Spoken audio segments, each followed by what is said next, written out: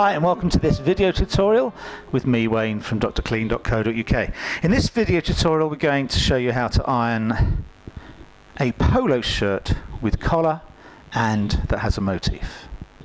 As with everything we do, we start with a plan, and this one we're going from top to bottom, and we're going to start with the collar, go onto the sleeves, then do the main body including the features such as the button area.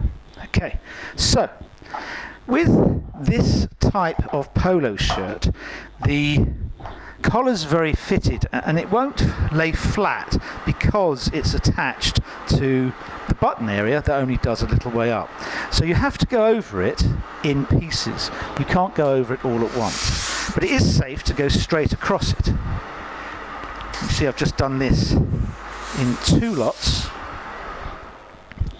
We then go to a sleeve, and with everything we do with sleeves, we work to the bottom seam. Straighten it out, make sure there's no creases underneath, because these knitted t-shirts, and that's what they are, they're knitted cotton, are soft, and if you stretch it, iron it under tension, you might warp it.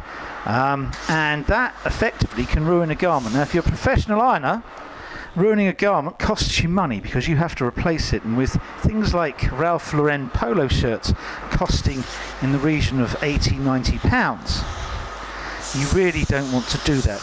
Now I don't know if you saw that, but when I went over the ribbed area on the end, I lifted my iron up and virtually steamed it with the vacuum taking the steam through. The reason for that was that a vivid colour such as this can actually shine if you touch it with the iron and something's underneath, and I didn't really want that to happen.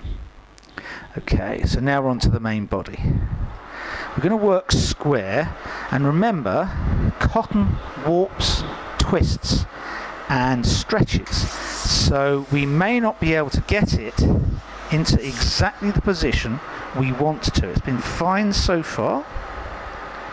Let's just work to the second shoulder. And we've got a motif here.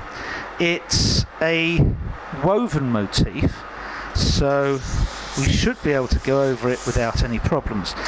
Be very careful going over anything that's rubberized or plasticized. It almost certainly will be affected badly by heat. We're now coming to the button area. I'm just going to straighten that out, and I'm not going to hit it hard, but I'm just going to go over those buttons and virtually steam that in. You can see that was enough to make it look good, and I'm going to do exactly the same on the other side. Okay, and again, that's enough to make it look pretty good. Now I said these warp and twist, and we haven't quite got the bodice fitting side to side from seam to seam, but that doesn't matter because I'm not going to go over the seams. I'm just going to steam them in, and then I'm going to go over the main part of the body and again steam the edge where the seam is.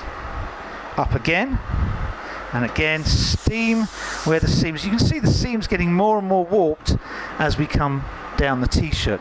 Don't fight anything that's warped, because you really will not be able to put it back into position, and you're much more likely to do damage than you are to actually do something good. Now let's just have a look at the back. There's a couple of areas I'll go over, but again I'm just lightly going over these.